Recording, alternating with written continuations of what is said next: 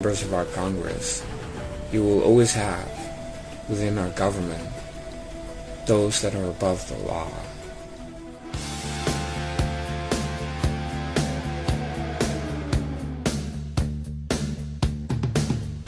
Hey, it's me. And as you know, Jeff Sessions was fired, and mostly because he was not doing his job in terms of fighting the corruption. He was kind of looking the other way, or I don't really know what happened to the guy. But he's out. Let's move on. And the guy that's acting Attorney General now, he's just a temp. So the permanent replacement will come very soon.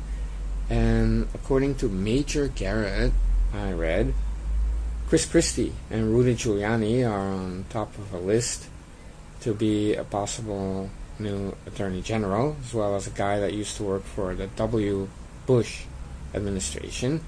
And obviously there's going to be names that Trump is going to keep to himself, and we will not know until he actually announces it, and it could be very soon.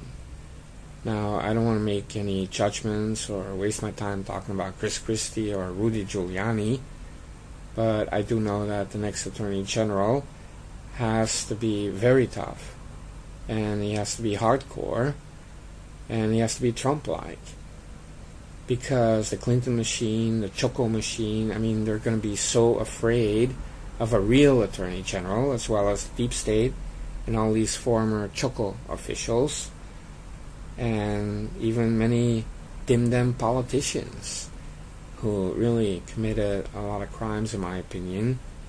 And so this Attorney General is going to be the one. He's going to be the one to launch investigations using the FBI, and there's going to be prosecutions. Now, who and what and where, we don't know. But I can tell you that the whole sealed indictment story is fake news, as I often tell you. It's for people that have nothing better to do than make up fake news. We know who the guilty people are. James Comey, Andrew McCabe, Peter Strzok, John Brennan, Susan Rice. And it's a long list, to be honest. Not 100,000 people, no mass arrests, no military tribunals. And a lot of people have been talking about dim-dems having the House and the investigations, but I told you even last year, the Nunes investigation was a counterbalance to the Mueller investigation.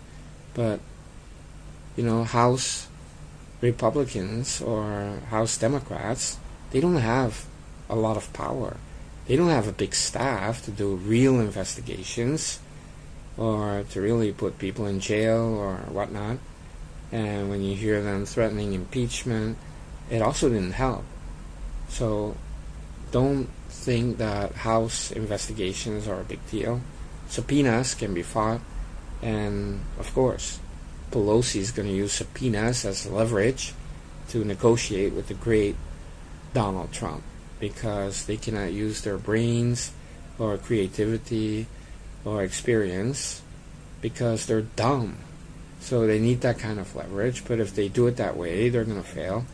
But I will tell you that House Democrats investigating stuff, it's meaningless.